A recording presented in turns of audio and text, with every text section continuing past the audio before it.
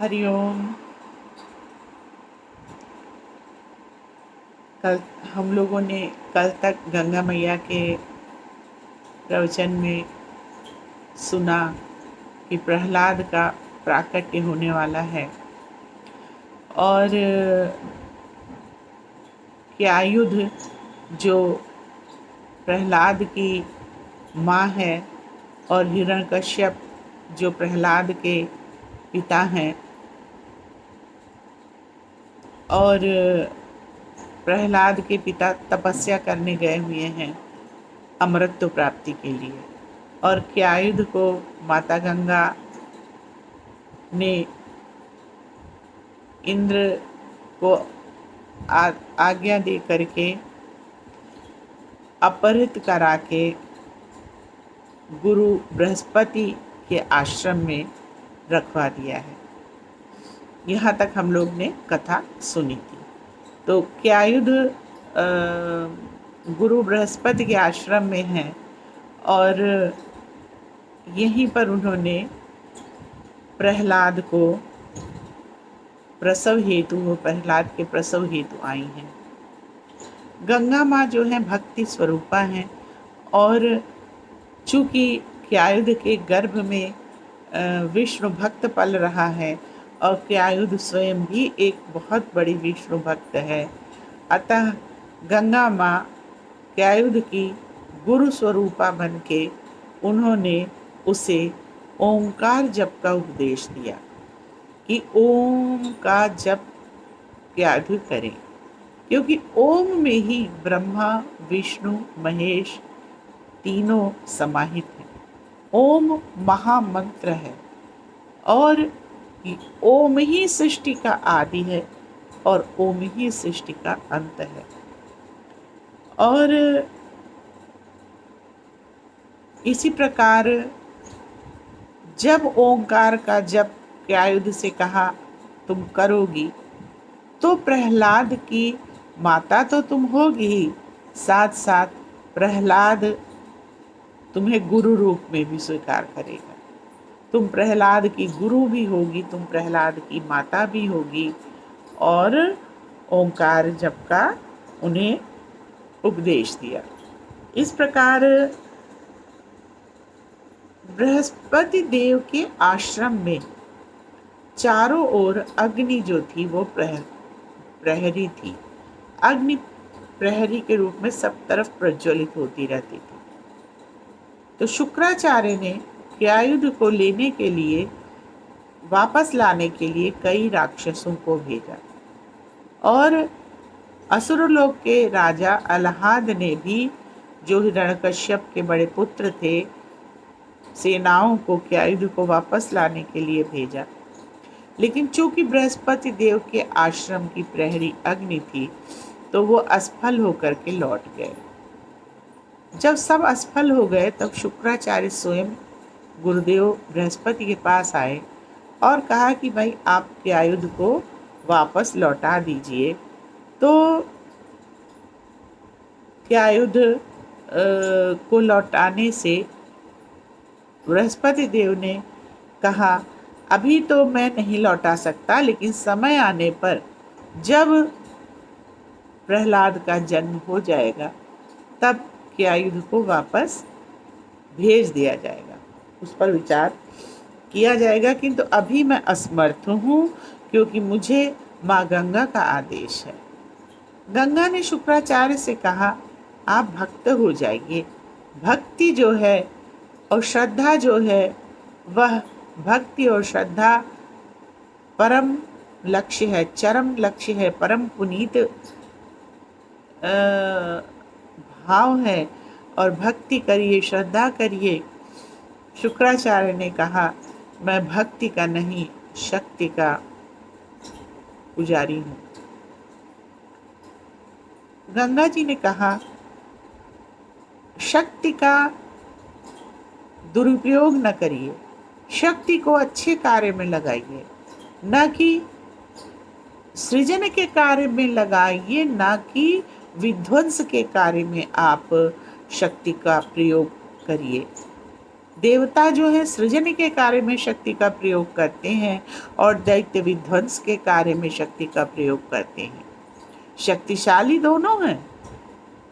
गंगा जी ने कहा आप यज्ञ कर रहे हैं, यज्ञ से राक्षसों को उत्पन्न कर रहे हैं, तो ये यज्ञ क्या है? यज्ञ भी भक्ति का ही एक रूप है। आप के राजा हिरण्यकश्यप आपके आदेश पर तप करने गए हैं, ये क्या है? तप भी भक्ति का ही रूप तो है, लेकिन आपके यज्ञ का, तप का जो लक्ष्य है वो पुनीत नहीं है, और लक्ष्य हमेशा पवित्र होना चाहिए, पुनीत होना चाहिए। तो जब शुक्राचार्य ने गंगा जी का अनुरोध स्वीकार नहीं किया, तब वो निराश होकर भगवान विष्णु जी के पास गई और कहने लगी, भगवान आप ही वात्सल्य की मूर्ति हैं, आप आदि हैं, आप अंत हैं, आप ही सृष्टि के तारक हैं और आप ही इसके मारक हैं, आप परम दयालु हैं। और क्यायुध जो है वो एक बार आपका दर्शन करना चाहती है, कृपा करके आप एक बार क्यायुध को दर्शन दे दीजिए, वो आपकी परम भक्त है। विष्णु जी प्रसन्न होते हैं और क्यायुध को दर्शन देते हैं और कहते हैं कि तुम मेरी परम भक्त हो और अपने भक्तों को में जो मेरा परम भक्त होता है मैं उसका भक्त होता हूँ। तो भक्त भगवान का भक्त होता है और भगवान अपने भक्तों के भक्त होते हैं। तो यह बात विष्णु जी ने क्यायुध से कही, तुम मेरी परम भक्त हो, इसलिए मैं भी तुम्हारा भक्त हूँ और मैं प्रत्येक समय तुम्हारा रक्षण करूँगा। फिर प्रहलाद के जन्म का समय आया और प्रहलाद ने जन्म लिया। प्रहलाद जन्म के समय भी नारायण नारायण नारायण नारायण का जप करते हुए प्रहलाद का प्राकट्य इस लोक में हुआ। और गंगा जी ने कहा, क्या ये तुम्हारा पुत्र आनंद का स्रोत है? क्यों? क्योंकि लोग जीवन में बहुत प्रयास के बाद भक्ति प्राप्त कर पाते हैं और इसने तो जन्म के पूर्व से ही भक्ति प्राप्त कर ली और भक्ति तो चरम प्राप्तव्य है। तो इसलिए ये परम आनंददायक पुत्र है और ये असुरों का उद्धारक है, असुर लोक का उद्धारक है ये। फिर इस प्रकार प्रहलाद का जन्म हुआ, क्यायुध प्रसन्न हुई। आश्रम में बृहस्पति गुरु के आश्रम में आनंद ही आनंद छा गया। गंगा जी विष्णु जी एक भक्त के प्राकट्य से अत्यंत प्रसन्न हुए और सभी देवता प्रहलाद की स्तुति गाने लगे। ऐसे थे प्रहलाद और क्यायुध। इसके बाद हम लोग शुक्राचार्य के विषय में थोड़ा देखते हैं। देवताओं में और असुरों में संग्राम चल रहा था, युद्ध चल रहा था। असुरों ने देवताओं पर आक्रमण किया कि हम इंद्रलोक को, स्वर्गलोक को प्राप्त कर लें, और असुर परास्त होने लगे क्योंकि देवताओं का तप ज़्यादा है, असुरों का तप कम है। देवताओं का लक्ष्य पुनीत है, असुरों का लक्ष्य पुनीत नहीं है। तो असुर परास्त होने लगे। जब असुर परास्त होने लगे तो वहीं पास में भृगु ऋषि का आश्रम था। सभी ने भृगु ऋषि के आश्रम में शरण ली। वहां उस समय भृगु ऋषि तपस्या करने के लिए गए हुए थे। भृगु ऋषि की पत्नी गुरु माता आश्रम में थी उन्होंने देखा असुर आए हैं, किंतु उनका यह भारतीय संस्कृति का एक विचार अतिथि देवो भव, तो उन्होंने असुरों को अतिथि रूप में माना और उनका स्वागत किया, उनके भोजन की व्यवस्था की, उनके निद्रा की व्यवस्था की, उनके रुकने की व्यवस्था की है। और अतिथि का जैसे स्वागत सत्कार होता है, वैसे भृगु की पत्नी ने, उनका गुरु माता ने आदर सत्कार किया। अब राक्षसों को, असुरों को ढूंढते ढूंढते युद्ध करने के लिए इंद्र भी भृगु ऋषि के आश्रम पहुंच आए, किंतु देवता सिद्धांतवादी होते हैं। उन्होंने कहा आश्रम के अंदर आक्रमण करना उचित नहीं है। असुर भले आश्रम के अंदर हैं, तो आश्रम का जो पवित्रता है वह बरकरार रखने के लिए हम आश्रम के अंदर जाके युद्ध नहीं करेंगे। और इंद्र चुपचाप लौट गए। फिर इंद्र आए दोबारा और बोले गुरु माता से कि आश्रम में हिंसा नहीं होनी चाहिए, आप असुरों को बाहर निकालिए, हम असुरों से युद्ध करेंगे। गुरु माता बोली, वो यहाँ आश्रम में कोई असुर नहीं रहता, आश्रम में जो आ जाता है वह असुर रह ही नहीं जाता, वो सद अच्छा व्यक्ति हो जाता है और सब हमारे अतिथि हैं। यहाँ कोई असुर है ही नहीं जिनको मैं बाहर निकालूं। अब असुर लोग क्या करते थे? असुर दुष्ट होते हैं, आश्रम से बाहर निकलते थे और देवताओं पे आक्रमण करते थे और खुद आके छिप के आश्रम में बैठ जाते थे और गुरु माता उनको भोजन प्रसाद पवाती थी, उनको अतिथि मानती रहती थी। तो इस बात से इंद्र बहुत परेशान थे। तो एक बार फिर इंद्र ने ब्रह्मा जी से सारी बातें बताई। तो ब्रह्मा जी भृगु पत्नी के पास आए और कहा, देखो माता, ये जो असुर हैं सृष्टि के निर्माण में बाधा डाल रहे हैं, अतः इनकी रक्षा करना ये धर्म के विपरीत है। असुरों की रक्षा करना कदापि किसी भी हालत में धर्म नहीं कहा जा सकता है।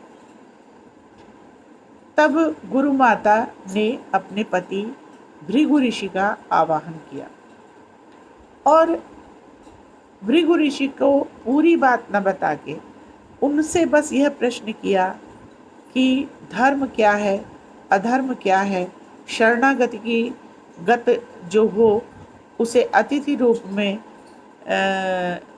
रखना धर्म की रक्षा है या अधर्म है। भृगु ऋषि ने कहा, शरणागत को अतिथि रूप में रखना परम धर्म है।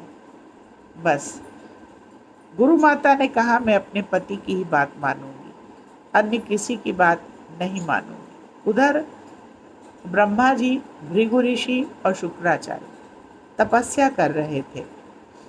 ब्रह्मा जी ने शुक्राचार्य से कहा कि ऐसा है, तुम अब सृष्टि रचना में सहयोग करो। शुक्राचार्य ने कहा, शुक्राचार्य बहुत मातृभक्त थे।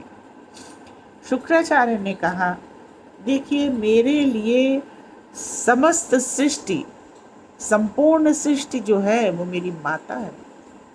मेरी माता ही परब्रह्म है मेरे लिए, मेरी वही गुरु है और माता के अतिरिक्त मेरे लिए कोई सृष्टि है ही नहीं जिसकी मैं रचना करूं।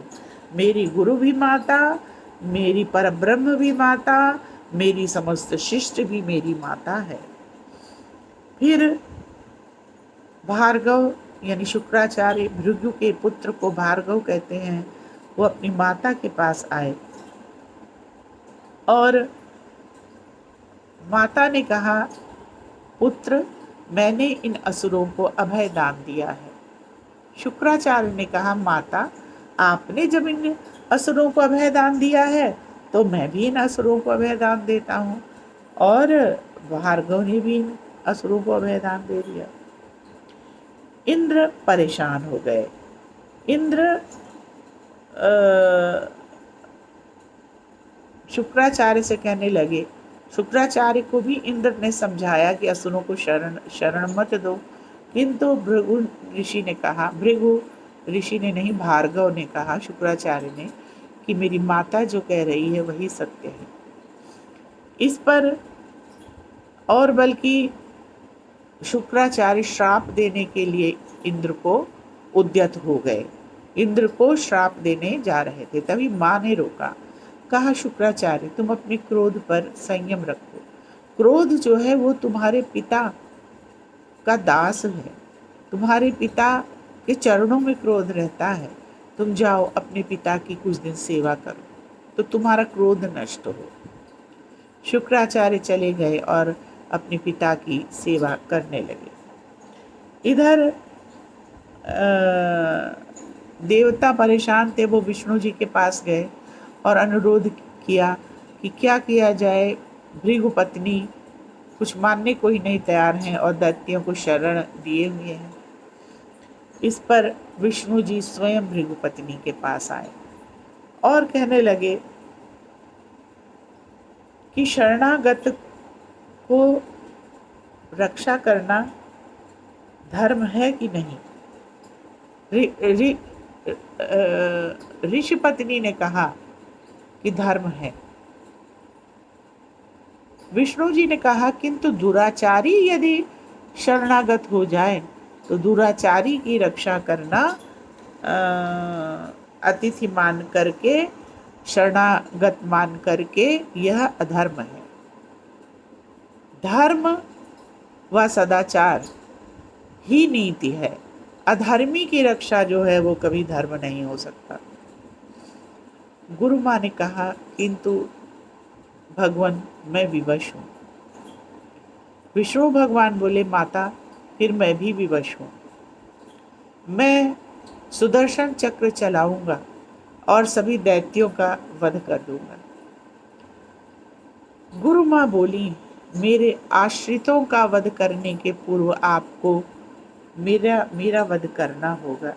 आपको मेरे शरणागतों पर सुदर्शन चक्र चलाने के पूर्व मेरे ऊपर सुदर्शन चक्र चलाना होगा। विष्णु जी ने कहा, तथास्तु, मतलब ऐसा ही होगा। विष्णु जी ने अपना सुदर्शन चक्र चलाया। माता ने अपने तप बल से उस सुदर्शन चक्र को रोक दिया।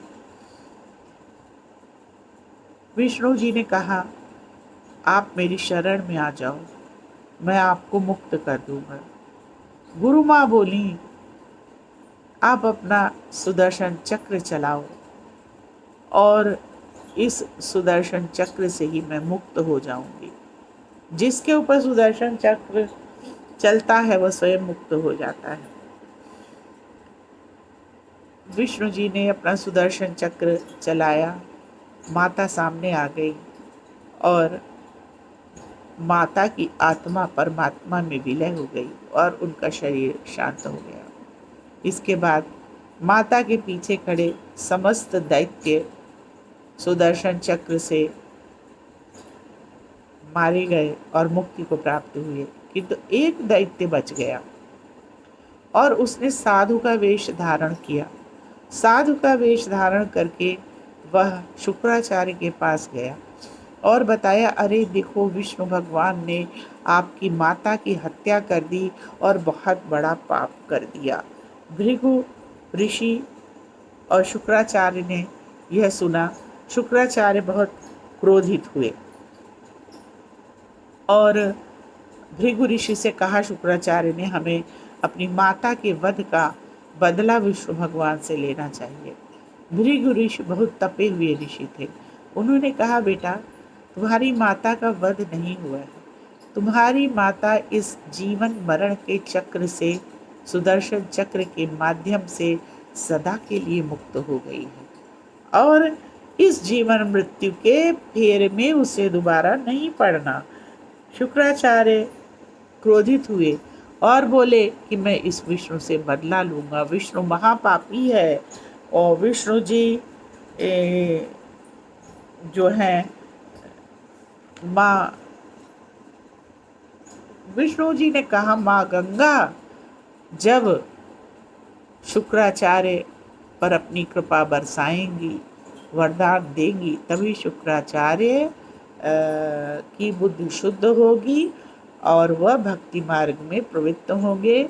और भृगु ऋषि से कहा समय आने पर आपका पुत्र गंगा माँ के आशीर्वाद से सदाचारी और सतमार्ग पर आ जाएगा, दैत्यों का साथ छोड़कर। शुक्राचार्य के तो हृदय में प्रतिशोध की आग धधक रही थी। शुक्राचार्य ने कहा यह आग मेरे अंतर में जन्म जन्मांतर तक जलेगी और मेरी जीविया सर्प बन के इन देवताओं को और विष्णु को सदैव डसेगी और मैं इस देवलोक का नाश कर दूंगा, मैं विष्णु का नाश कर दूंगा। विष्णु महापापी है। गंगा बहुत परेशान हो गई शुक्राचार्य के ये वचन सुन के कि पुत्र कितना गलत जा रहा है।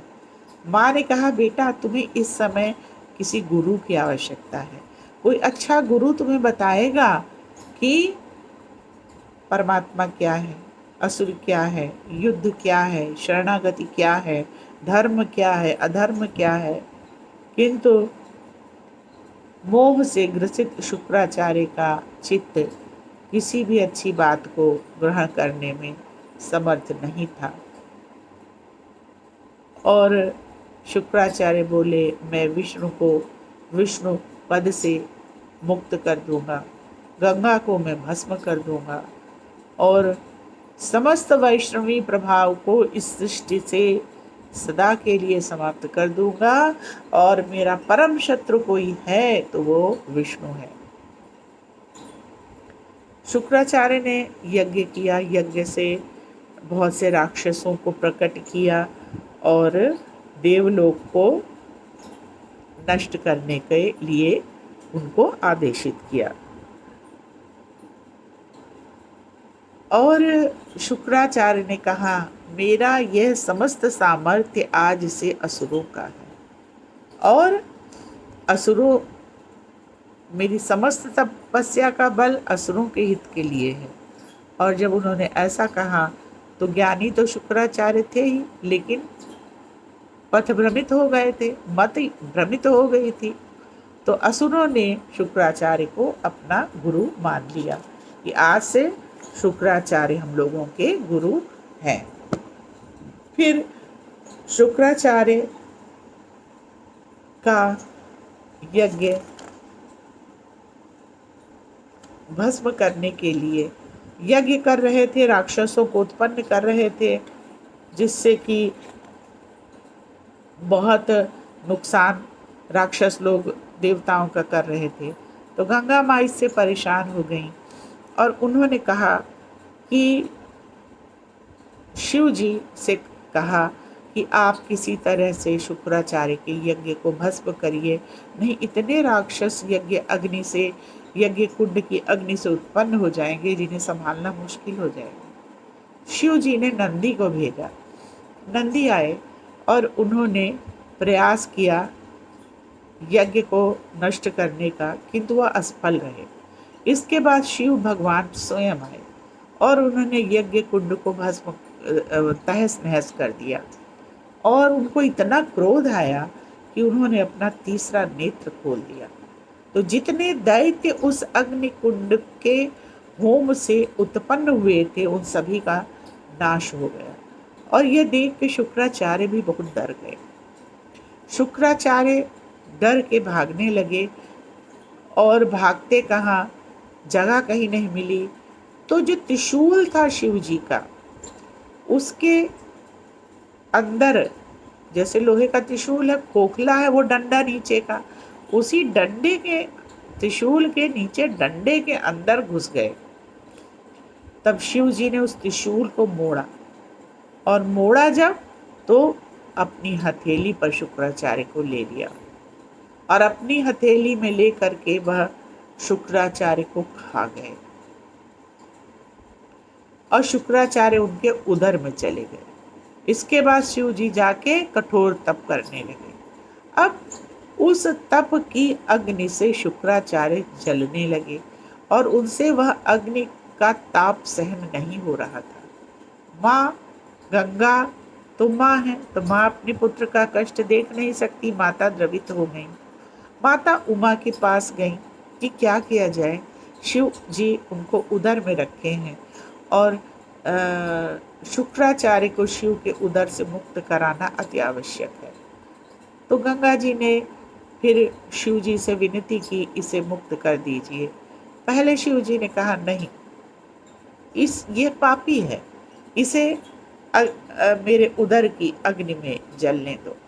किंतु माँ ममतामयी होती है, वात्सल्यमयी होती है। गंगा माँ ने बहुत विनय किया, बहुत अनुरोध किया शिव जी से। तब शिव जी ने उसको, शुक्राचार्य को मुक्त किया। तो गंगा माँ ने कहा शिव भगवान जी से कि आप इस समस्त सुर असुर सभी लोगों के पिता हैं, किंतु आज से आप शुक्राचार्य की माता भी हो गए, क्योंकि आपने शुक्राचार्य को अपने उदर में धारण किया। और शुक्राचार्य को उदर में धारण करने के कारण आप शुक्राचार्य की माता भी हैं और पिता भी हैं। आज की कथा यहीं पे विराम करते हैं और इसके आगे का प्रसंग हम लोग अगले एपिसोड में सुनेंगे। धन्यवाद।